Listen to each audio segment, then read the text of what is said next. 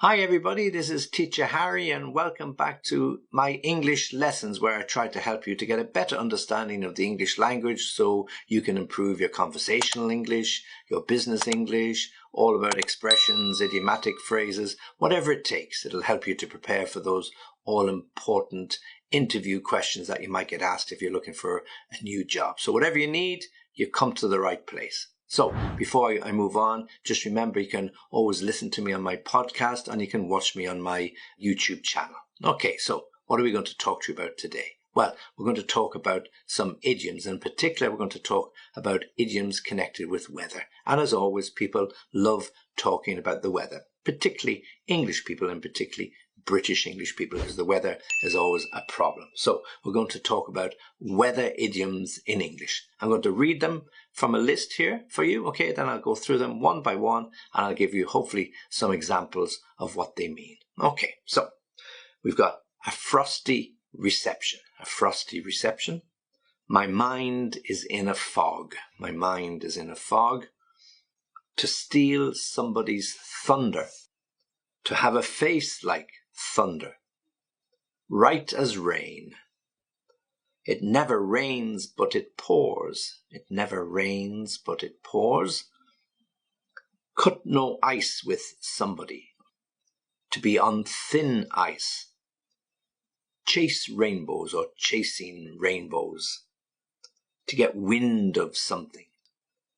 To be out in the cold. Out in the cold. And finally, under the sun. Okay, so I'm going to take each of them in turn and I'll give you the meaning of it as an idiom and some examples. Okay, let's get started.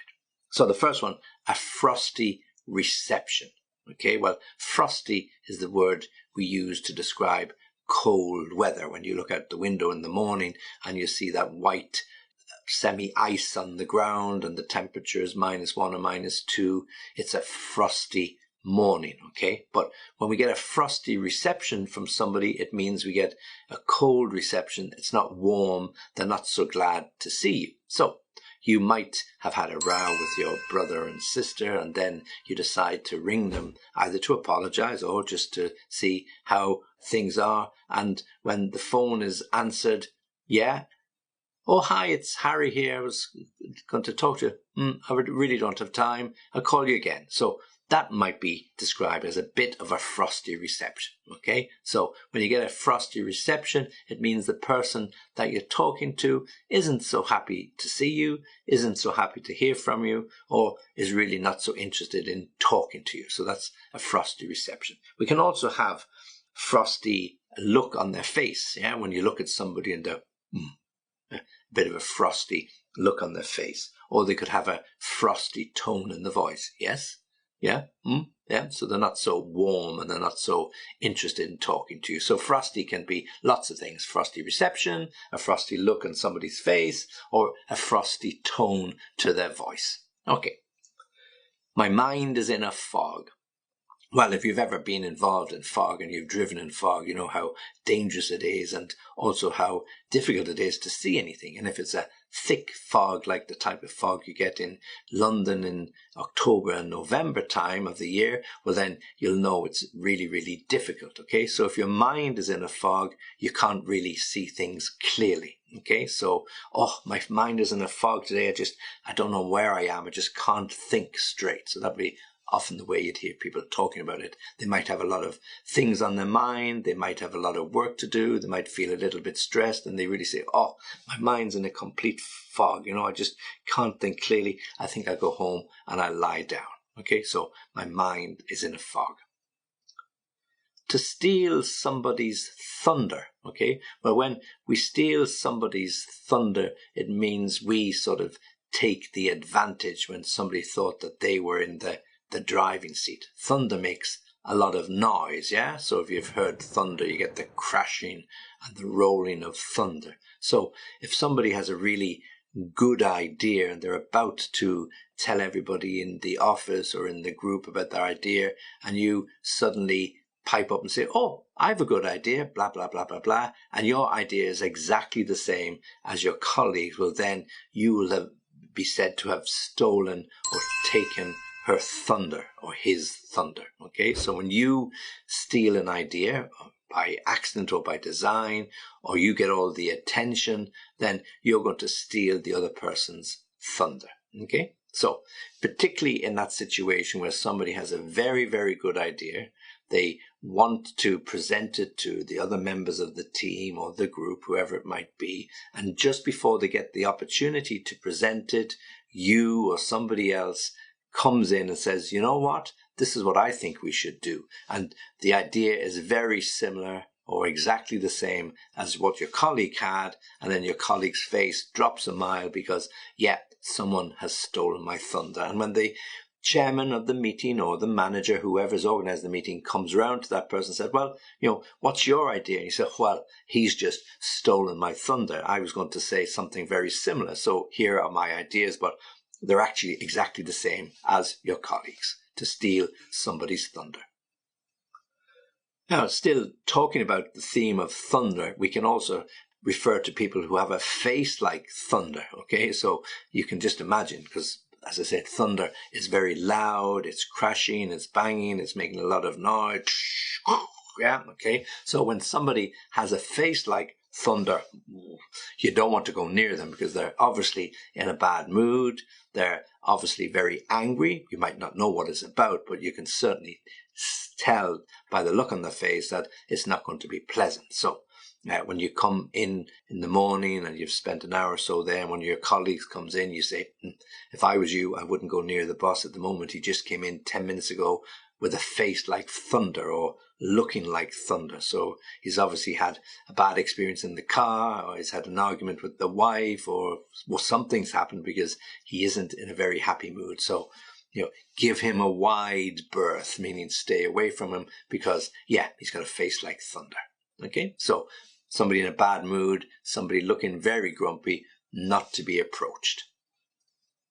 Okay, to be right as rain. Okay, so rain isn't so pleasant, and when we use the expression to be right as rain means everything's okay, we're fine. Yeah, okay, so it's just one of those expressions we use in English a lot. There's no real relevance to it because nobody likes the rain, unless you're a farmer, of course, and you like the rain during the summer. But to be right as rain means to be okay. Yeah, so perhaps you've been out sick for a couple of days, and when you come back to your workplace, your colleagues are very keen to know how you are, and they say, oh, how are you? You've been sick for a few days. Is everything okay? I was right as rain. It was just a little bit of a flu, a little bit of a head cold, nothing really serious, but I thought it was better if I stayed at home rather than coming here and infecting everybody. Eh? So, but yeah, I'm as right as rain. Or you could say, well, look, I'm not 100%, but I'll be as right as rain in a few days, a couple of Panadol or whatever it might be, a bit of rest, and yeah, I'll be as right as rain, meaning I'll be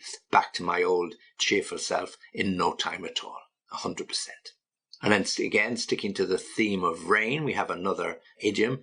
It never rains, but it pours. It never rains, but it pours. When it's pouring with rain, it's really heavy rain, a downpour, we call it. It's pouring with rain, so it's really non-stop.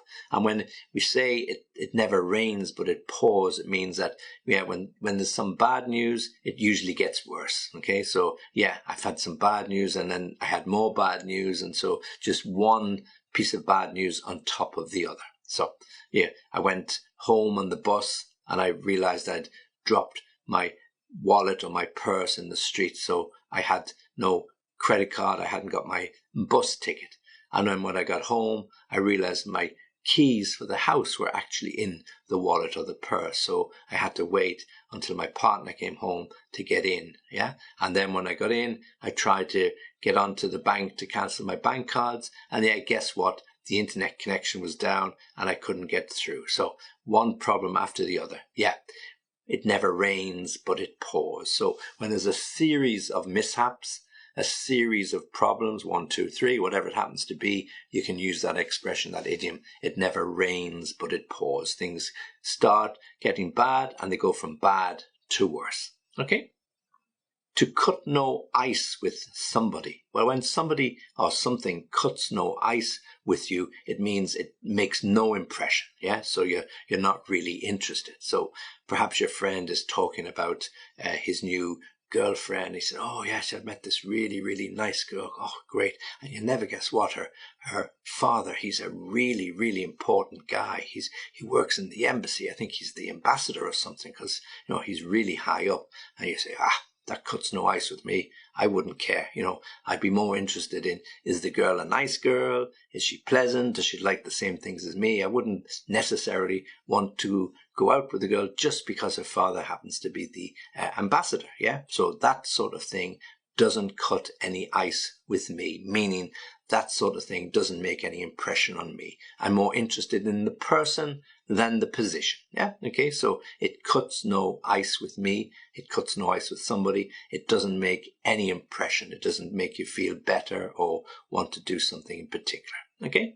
Or you could say if somebody's looking to get a salary increase or they're trying to get a promotion, so they're going to be really, really friendly towards the boss, bring him coffee, do everything he wants, and then somebody comes up to you and says, look, that'll cut no ice with the boss. You're better off just going in and asking him for your salary rise or asking him about the promotion. There's no point trying to make him feel better. Just go in and ask. So to cut no ice with somebody. Okay, to be on thin ice. Well, ice can be thick or ice can be thin, and you'll only know when you stand on it, yeah? And if you stand on it and it's thin ice, then it's going to crack very easily, and yeah, you're going to fall into it. So when we use the idiom to be on thin ice, you have to be really, really careful, because if you're on thin ice, the likely thing to happen is that the ice will crack and you're going to get your feet wet at the very least, and at very worst, every part of you will get wet. Okay, so when you're on thin ice, you're in a dangerous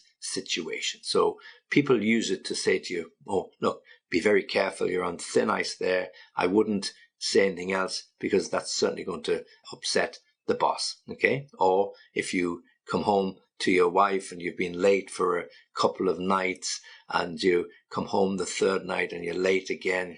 Yeah, I think I'm on thin ice here. I said I'd be home early and I'm home a little bit later than I expected. So I think I'm going to get a frosty reception when I get home. Okay, so to be on thin ice means you're really pushing the boundaries a little bit and you're bound to get a little bit of a, say, frosty reception.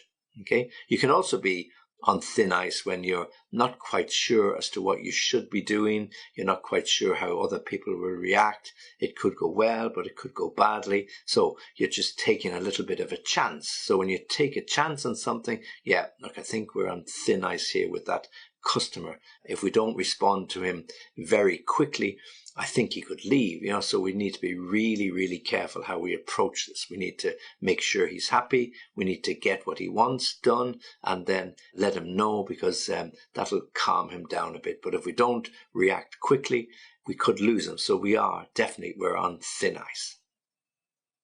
Chase rainbows. Well, rainbows are a thing that people talk about. They love to see them after a rain shower, all the beautiful colors, and there's always the little story that there's a pot of gold, a magical pot of gold at the end of the rainbow. But of course, we can never get to the end of the rainbow because it disappears very quickly. So nobody gets the chance to, unfortunately, pocket that little pot of gold. So when we're chasing rainbows, it means we're chasing something that probably will not happen. Okay, so somebody wanting to get that dream job, somebody who wants to win the lotto, buy the big expensive car, live in the big expensive house, go on the world tour.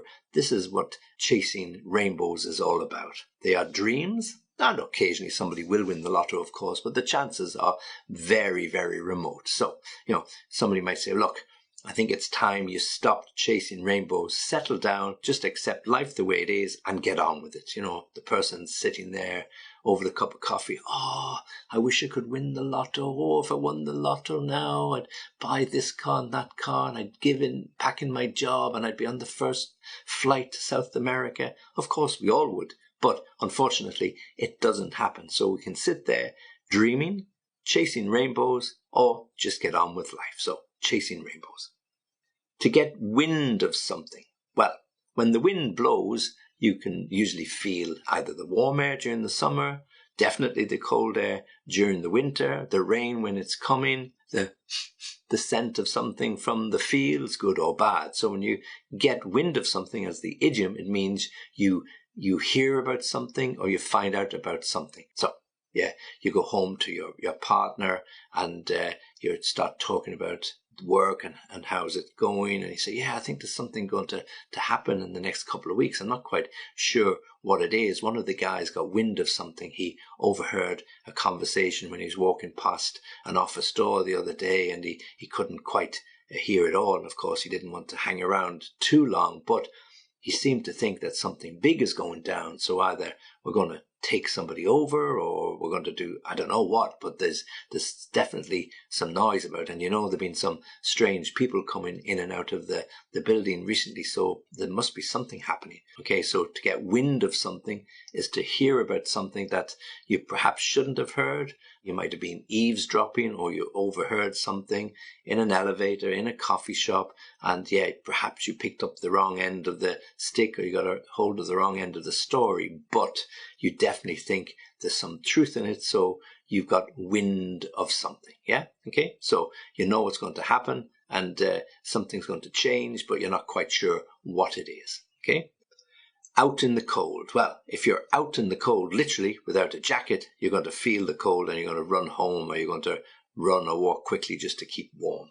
When you're using the out in the cold as an idiom, it means that you're not included in something. Okay, so you might have told your boss at work that you're not so happy and that you're looking around for another job. So he stops inviting you to some meetings. So you feel a little bit out in the cold. You're left out because he doesn't want to include you in the meetings because he thinks that you're going to leave and going to leave very quickly. Okay, you can be out in the cold with your family if you haven't turned up for a few family events, you missed somebody's birthday, you didn't come for the Christmas celebration as you promised, so you're feeling a little out in the cold. You might be the black sheep of the family, yeah? Okay, so you can feel a little bit out in the cold as a result of that.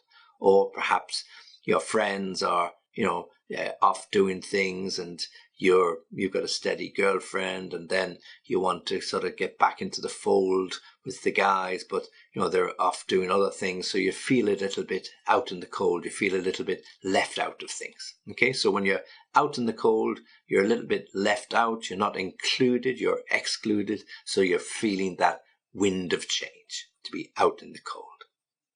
And then finally, under the sun. So when we're walking under the sun, we can feel very warm, but the real meaning as an idiom to be under the sun is as follows. Okay, if you can't find something, or there's something you want to buy quite urgently, you could say something like, I've searched everywhere under the sun for that particular wine that he likes, and I just can't find it anywhere. I promised I'd buy it for him for his birthday, but I guess I'm going to have to get something else. But I really have searched everywhere under the sun.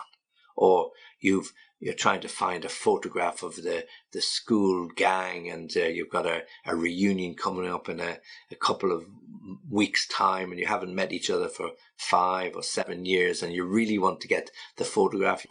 I'm really annoyed. I've searched everywhere under the sun that I can possibly think of to try and find that photograph, and I can't find it anywhere. When we search under the sun or everywhere under the sun, it means we go to great lengths and great trouble to try and find something, but without much success. So, under the sun. Okay, so those are the idioms, the weather-related idioms. So let me give them to you one more time, very quickly. A frosty reception. My mind is in a fog. To steal someone's thunder. To have a face like thunder. To be right as rain. It never rains, but it pours. Cut no ice with somebody. To be on thin ice. To chase rainbows. To get wind of something. To be out in the cold. And finally, under the sun. So, all idiomatic expressions, weather idioms in English. Okay, so hopefully you've enjoyed those and you can practice them and hopefully put them to good use. And as always, I really appreciate you watching the videos. And if you need to contact me, well, of course, you can do so on www.englishlessonviaskype.com. Always happy to hear from you. Always happy to help you. And as always, join me again soon.